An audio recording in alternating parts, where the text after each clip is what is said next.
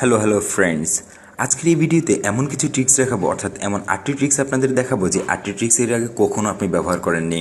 তো চলুন শুরু করা।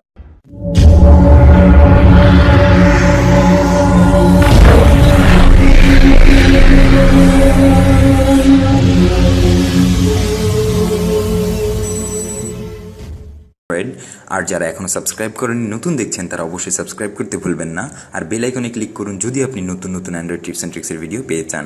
তো সবার আগে যেটা বলছি সেটা হচ্ছে ফোন কোয়ালিটি, অর্থাৎ আপনি বাজার থেকে ফোনটি কেনার পর কখনো একবারের জন্য ট্রাই করে দেখেন না এক্স্যাক্ট যে কোয়ালিটির ফোনটি আপনি চেয়েছেন সেটি আসলে পেয়েছেন কিনা। তো সেটি যদি জানতে হয় তাহলে আপনাকে চলে যেতে হবে ডায়ালে, লিখতে হবে *#0*#।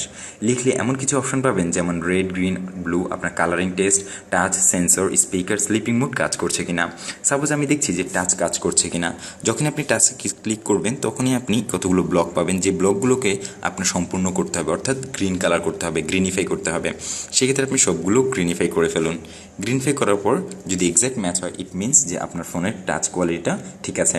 তারপর আপনি যদি সেন্সর কাজ করতে চান, অর্থাৎ সেন্সরের কাজটি করতে চান, তাহলে আপনি যেটা করতে পারেন, সেন্সরে ক্লিক করতে পারেন। সেন্সরে ক্লিক করে দেখতে পারেন যে অ্যাক্সেলেরোমিটার সেন্সর এবং প্রক্সিমিটি সেন্সর কাজ করছে কিনা। এবার যদি ব্যাকে যেতে দেন তাহলে আপনাকে দুইবার ব্যাক স্পেস দিতে হবে বা ব্যাকে ক্লিক করতে হবে, একবার এটি কাজ করে না। এখানে একটু ছোট সমস্যা আছে। এই অপশনটি অর্থাৎ *#0*#, এই নাম্বারটি শুধুমাত্র স্যামসাং ফোনেই কাজ করে, কোনো ফোনে কিন্তু কাজ করবে না। নাম্বার 2, সেট ওনার ইনফরমেশন। আপনার ফোনটি যখন হারিয়ে যায় তখন কোনো ভদ্রলোক যদি পেয়ে থাকে আর আপনাকে দিতে চায়, সেক্ষেত্রে আপনার ফোনটি লক স্ক্রিন করা থাকলে কিন্তু সেই লক স্ক্রিনটা আনলক করতে পারবে না। সেজন্য আপনি এমন কিছু ইনফরমেশন দিয়ে দিবেন যার ফলে আপনার নাম্বারে কল করে জানাতে পারে। যেমন আপনার ফোনটি হারিয়ে গেছে এবং ইনফরমেশন আপনি সেট করতে চান, সেক্ষেত্রে আপনি চলে যাবেন লক স্ক্রিন অ্যান্ড সিকিউরিটিতে।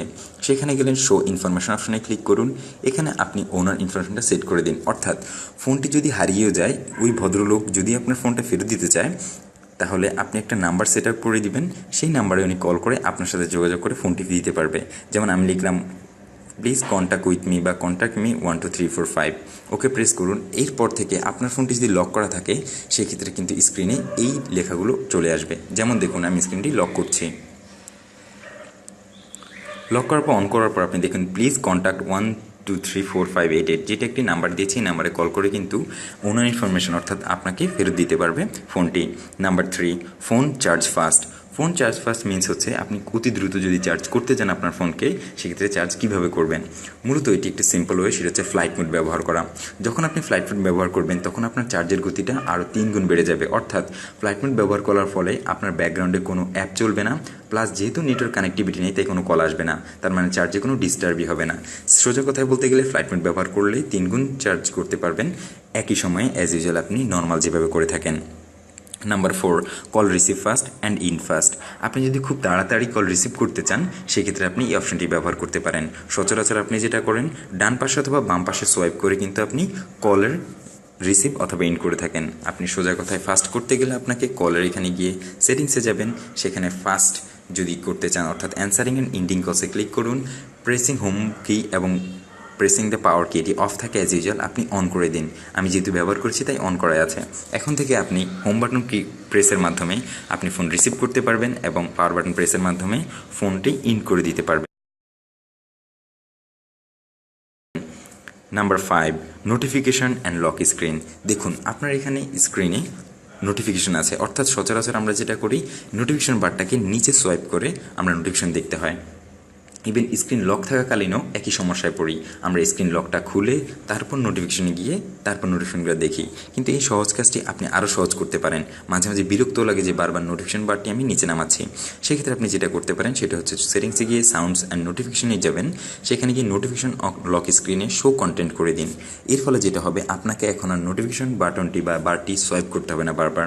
স্ক্রিনটি অফ করার পর অন আমি করলাম, এরপরেই দেখুন আমার অ্যান্ড্রয়েডের যে নোটিফিকেশন আছে সেটা শো করছে, অর্থাৎ আমি আগে কিন্তু আর নোটিফিকেশন বারটি সোয়াইপ করে ডাউন করতে হচ্ছে না। Number 6, colour correction. আপনি কিন্তু ফোনটি কেনা থেকে এখন পর্যন্ত একই রকম কালারের কিন্তু ইমেজ দেখতে পাচ্ছেন বা ব্যাকগ্রাউন্ড দেখতে পাচ্ছেন আপনার সেটিংস বা অন্যান্য সব কাজেরই। আপনি কিন্তু চাইলে এই অপশনটিও চেঞ্জ করতে পারবেন অ্যাক্সেসিবিলিটি অপশন থেকে। অ্যাক্সেসিবিলিটি ক্লিক করে আপনি ভিশনে ক্লিক করুন। ভিশনে ক্লিক করার পর এখানে কালার ইন্টারভেশন আছে, এটি অন করে দিন। অন করার সাথে সাথেই কিন্তু ডিফল্ট কোয়ালিটি কালার কিন্তু চেঞ্জ হয়ে যাবে। আপনি যদি এই কালারটিও পছন্দ না হয় তাহলে কালার কারেকশনে চলে যান, সেখান থেকে অন করে দিন এবং অ্যাডজাস্ট মোড থেকে আপনি পছন্দের কালারটি ব্যবহার করতে পারবেন। ওকে, ডান। এখন দেখুন কালার ইন্টারভেশনের ফলে বা কালার কারেকশনের ফলে আপনার যেটা হয়েছে সম্পূর্ণ সেটিংসের আইকনগুলো কিন্তু চেঞ্জ হয়ে গিয়েছে। আপনার ডিফল্ট হোম ব্যাকগ্রাউন্ডের যে অ্যাপ আইকনগুলো আছে সেগুলোও কিন্তু চেঞ্জ হয়ে গিয়েছে আপনি যদি খেয়াল করে থাকেন। তারপর যে ট্রিক্সের কথা বলছি, নাম্বার 7, ম্যাগনিফাইং জেস্টার্স বা ম্যাগনিফিকেশন অফ জেস্টার্স। এটি কিভাবে কাজ করে দেখুন। আপনি সাপোজ সেটিংসে ঢুকেছেন, এখন দেখছেন যে জুম করে দেখবেন সেটিংসটা, কিন্তু ট্যাপ করছেন জুম হচ্ছে না, কিন্তু গ্যালারিতে গিয়ে ইমেজে কিন্তু আপনি জুম করতে পারেন। আপনি যদি সেটিংসে জুম করতে চান তাহলে সেটাও পারবেন। সেক্ষেত্রে আপনি যেটা করতে পারেন সেটা হচ্ছে অ্যাক্সেসিবিলিটিতে আপনাকে যেতে হবে। যাওয়ার পর ভিশনে ক্লিক করুন, সেখানে ম্যাগনিফিকেশন জেস্টার অফ আছে, আপনি সেটাকে অন করে দিন। অন করে দেওয়ার সাথে সাথে এখন আপনি দেখুন ম্যাগনিফাইং জেস্টার্স, বা আমি যদি চেক করি আমার সেটিংসটিকে বা অ্যাক্সেসিবিলিটিকে জুম করে দেখব, তাহলে অ্যাক্সেসিবিলিটি 3বার ট্যাপ করব, জুম হয়ে যাবে। এটা একটি সমস্যা আছে।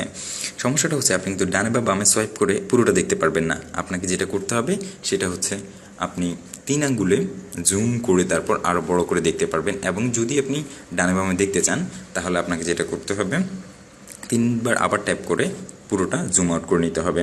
শুরু করে সব কিছুই দেখানো হয়েছে।